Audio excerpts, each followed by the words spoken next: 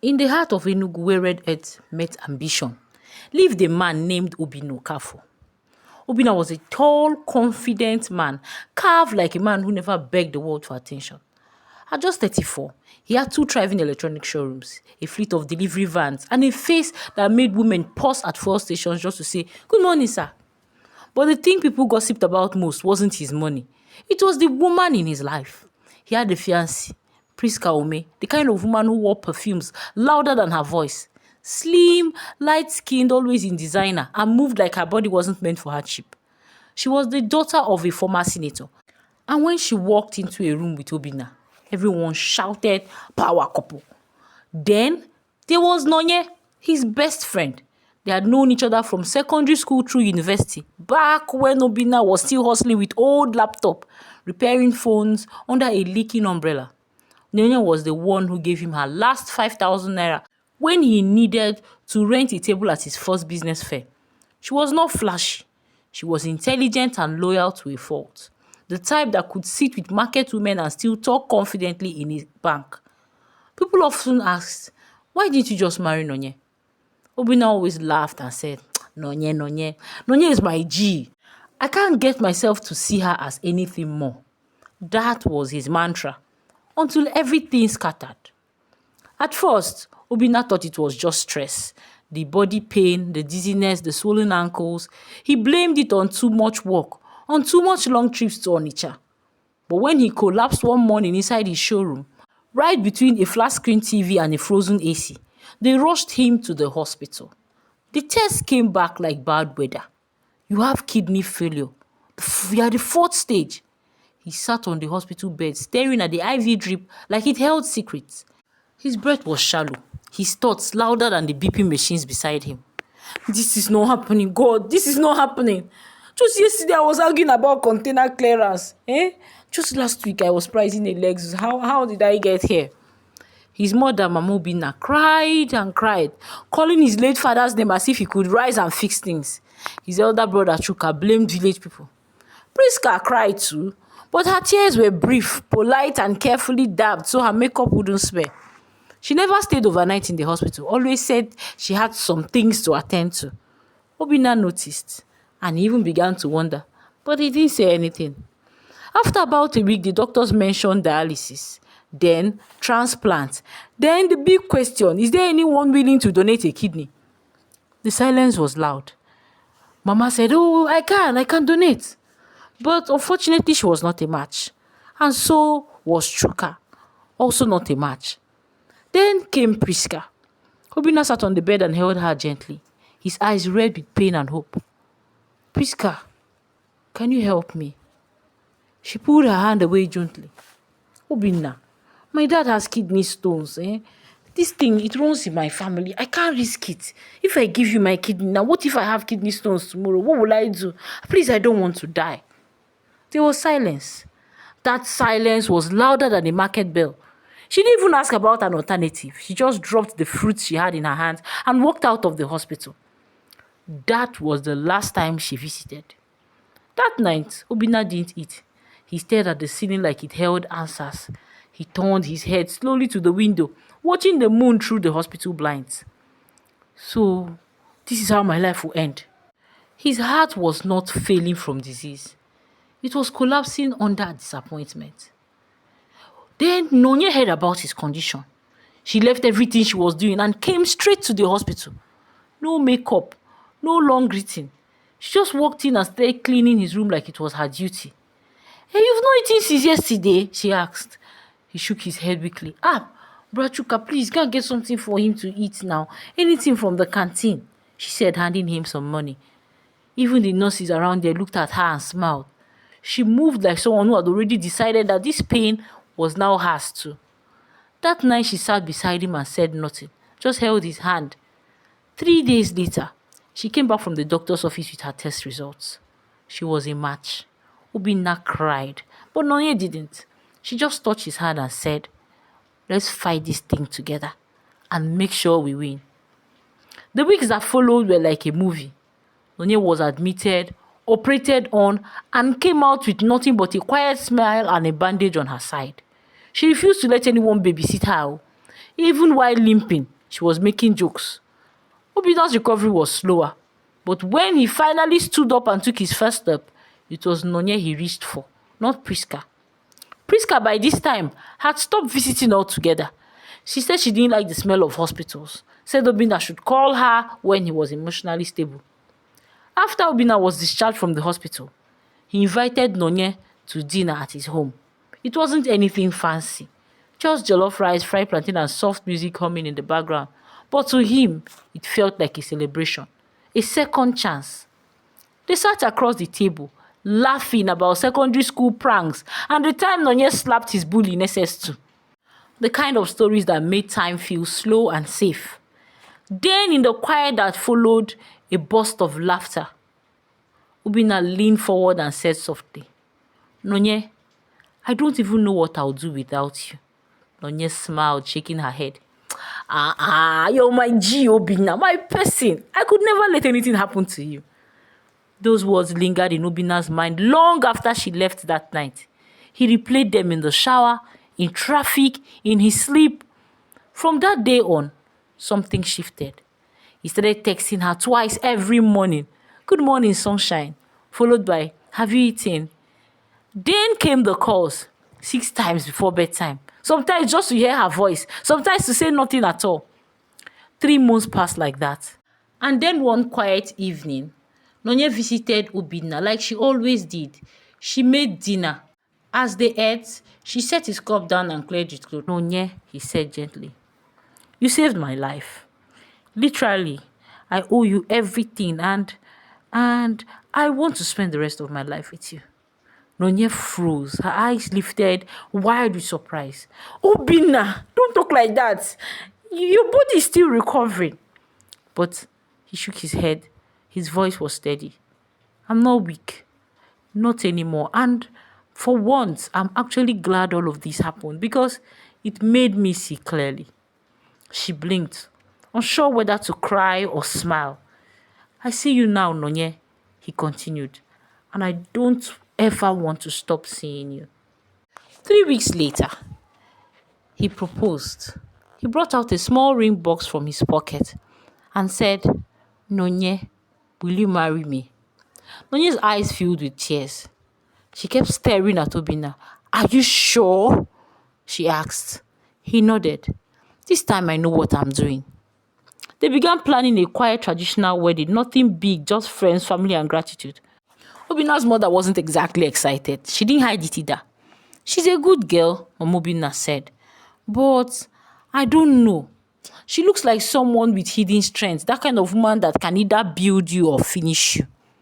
Obina laughed. "Mama, stop watching too much African magic." But Mama was not laughing. And neither was Prisca, because the moment she found out, she started talking. In every town, there's a woman who doesn't lose quietly. In Enugu, that woman was Prisca Ume. When she heard that Obina had not only recovered, but proposed to Nonye, she didn't cry, no. Prisca was not the crying type. She was the calculating type. The kind that takes rejection, wraps it in a lace, and serves it back as poison. She picked up her phone that afternoon and made 3 calls. One to her mother, saying, "You won't believe what that boy did." One to her church friend in the women's group, whispering, "Just pray for me. There's evil in this world."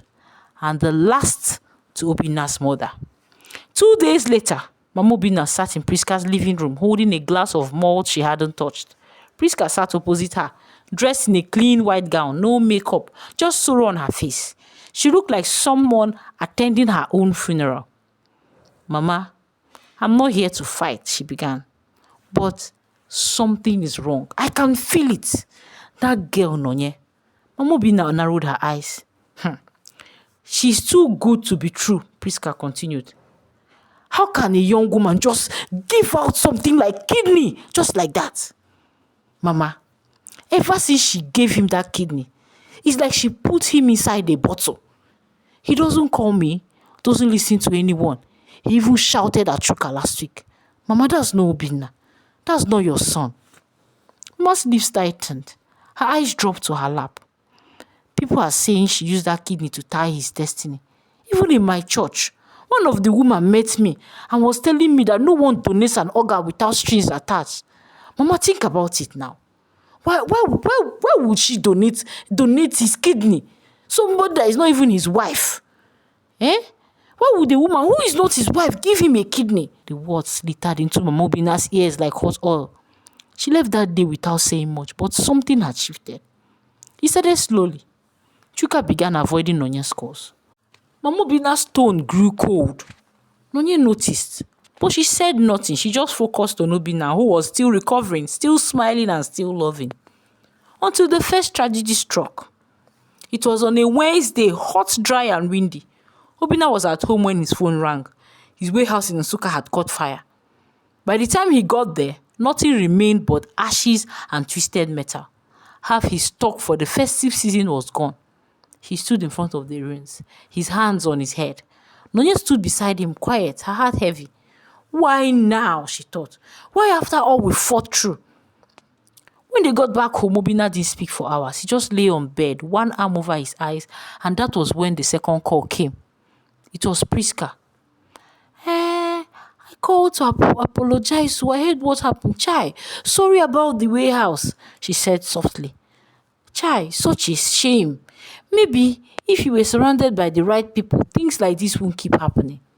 Obina didn't reply, but something inside him stirred. A week later, a container shipment meant for his Enugu branch was seized at the port over paperwork irregularities. Obina swore he had submitted everything. His manager denied any errors. His lawyer looked confused. Nonye tried to encourage him. He's a storm. You will pass through it. But by now, Obina has started looking at her differently. How come all these things started after she moved in? Why is bad luck following me like this? Then, another tragedy. 3 of his senior staff resigned on the same day. One left a note. We wish you well, but the energy around this company has changed, and we don't want to be a part of it.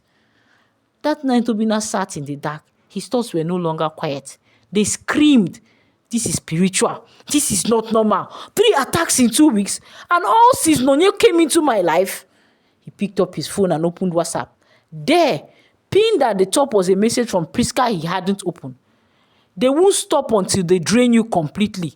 Ask yourself who benefits the most from your downfall. That night, he didn't sleep. And by the next day, he had made a decision. It was supposed to be a quiet dinner with friends and family, a soft lunch before the wedding. Nonye had cooked. She wore a sky blue lace. Her face glowed. She was laughing with Chuka's wife when Obina entered the room. He didn't sit. He didn't smile. He looked at Nonye like she was a stranger. I want everyone to hear this, he said, his voice hard. There will be no wedding. This girl, she bewitched me.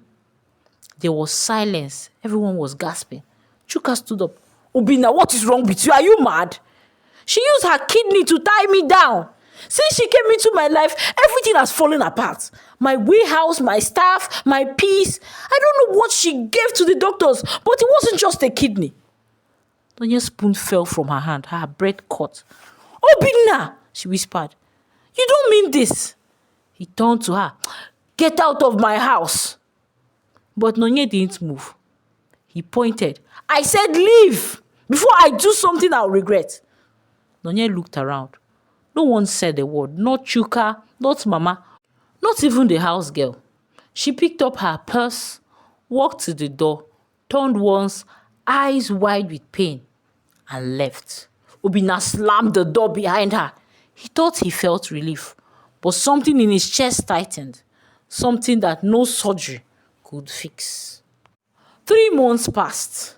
Obina married Prisca in a lavish, high-profile ceremony that flooded Instagram and filled Enugu's biggest event centers. The hall sparkled with chandeliers, scented candles, and politicians in Abada. Businessmen flew in from Abuja. Socialists posted pictures with captions like "Power couple vibes" and "Senator's daughter finally weds." Yet, despite the fanfare, Obina stood through it all like a man watching his own funeral in slow motion. Prisca moved into Obina's duplex with her bags, perfumes, and the air of entitlement. She redecorated, she changed the curtains Nonye once picked, she threw out all the plates Nonye had bought. She told the house girl never to mention that girl's name. Obina watched it all in silence. At first, he told himself he was starting afresh, that he had made the right choice, that the streak of bad luck was gone finally. But luck did not return. Instead, it got worse. The house was filled with beautiful things, but it was always cold. Prisca barely spoke to him unless she was asking for something. Money, a new dress, a new hair, tickets to Abuja. She stayed on the phone for hours laughing with people who had no idea how empty their home felt. And when Obina tried to touch her, she would sigh, "I'm tired, I have cramps," or "Are you aware that I'm still adjusting to married life?" Obina stopped asking. Nights became longer. Food lost its taste. The silence became heavier than sickness. He would sometimes wake up sweating, dreaming of the day Nonye was chased out of his house. Her face haunted him. Her eyes, the way she didn't argue, the way she left with dignity. Then came the revelation. It started with a mistake. Prisca had forgotten to log out of her laptop. Obina wasn't looking for anything. He just wanted to print a document, but the tab already opened. A WhatsApp web chat. A voice note. He clicked play. "Don't worry, babe. That fire went exactly as planned. I told you that warehouse would scatter once I paid those boys." He thought it was his village people. Fool. Obina froze. Another message. "And the port guys settled. Even the staff I paid to resign. They said the look on his face was priceless." His heart dropped. He clicked the voice message that broke him completely. "Let him suffer. Let him crawl back to me. Once I marry him, I'll milk him dry. Then he will know what it means to reject a senator's daughter." Obina closed the laptop. For a long time, he didn't move. Then he walked into his room. The room was dim, lit only by the orange hue from a wall sconce. Obina stood near the window, arms crossed tightly, his back to the room. Prisca walked in, phone in hand, mid-text. You sent for me?" she asked, not looking up. He didn't respond right away. She glanced at him, noticing the stiffness in his shoulders. "Obina, what is it? I'm tired. You sent for me now. Talk to me." He turned slowly. "I just spoke to your friend, Kachi." Prisca paused. "Okay, and?" She confessed. That stopped her, barely, but she recovered fast. "Confessed that what happened?" Obina stared at her, searching her face like he was seeing it for the first time. She confessed about the fire, the threats, the bribes. She said you paid him. Said you promised him a job at your cousin's firm. Prisca blinked, then gave a dry laugh. So you're really going to believe Kachi? That desperate idiot will say anything for attention. Obina stepped closer, quietly. "What about the voice notes? I just saw it from your laptop. All the things you said there, are they true?" Prisca faltered, just slightly, but then she straightened up. "You're overthinking this thing. I talk to a lot of people. That doesn't mean I'm plotting anything." Obina nodded slowly as if testing his own patience. "Okay, then explain this. What did you mean by those voice notes you made about the fire going exactly as planned? About the warehouse scattering once you paid those boys? Tell me. And about the port guys that you settled to hold back my consignments." Her face hardened.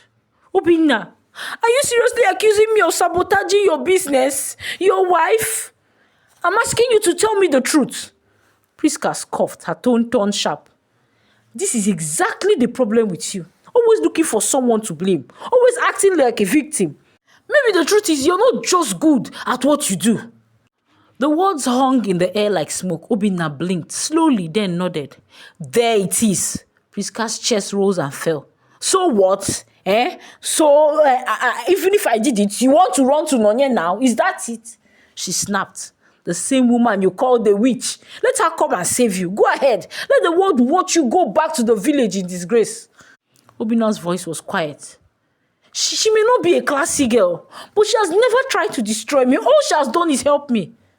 Prisca's voice cracked. Anger or desperation, it was hard to tell. "I built you. Me.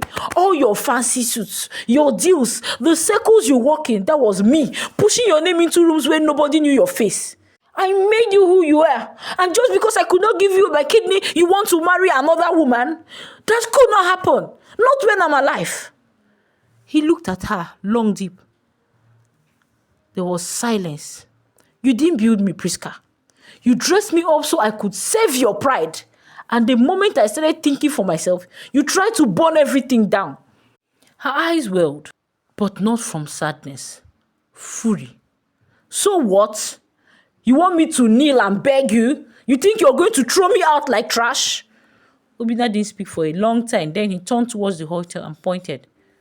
Go and pack your things.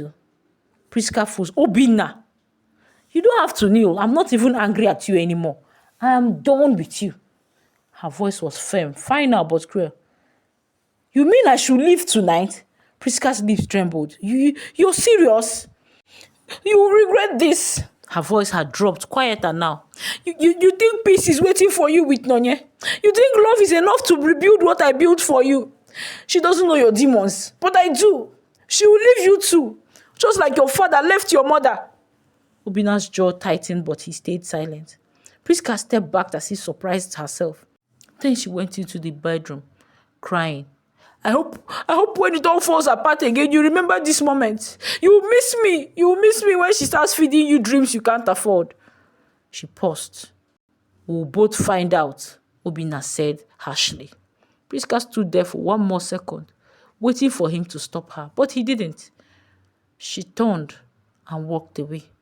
The door clicked shut behind her, this time for real. It sounded like a goodbye. Obina sat down slowly, the weight of silence pressed against his chest. It was 6 months after Prisca left. Obina sat alone on his chair. He felt alone. But this time it wasn't the kind of loneliness you fight with music or beer. It was that kind that wraps around your chest and whispered, you had something good and you threw it away. Business slowed further. His name didn't carry the same weight anymore. His showroom in Oka closed. His staff left one by one. He began to stay indoors. He stopped going to church. Even his brother Chuka avoided him until one Sunday evening, while flipping through channels with a half-empty bottle of malt, he froze. There she was, Nonye, on television, standing beside a man in a white abada, waving at a crowd. It was the new governor of Anambra State. The caption read, First Lady Nonye Ubu launching her free kidney screening initiative across Southeast states. Obina dropped the remote. He sat there stunned. The woman he called the witch had risen, not just healed, elevated. The one who gave him her kidney was now giving hope to thousands. He felt something wet touch his cheek. It was tears. He didn't know when they came. He didn't wipe them. He whispered, I'm sorry, Nonye. I'm so sorry. But it was too late. She had come back, but not for him. She had come back as a woman the whole world now admired. And he remained in the same house with his regrets. The end. Dear viewer, this story is more than just love and betrayal. It's a reminder of what happens when we allow pride, lies, and outside voices to blind us from those who truly care. Obina had a woman who gave him life, yet he believed rumors and paid a heavy price. In chasing status, he lost substance.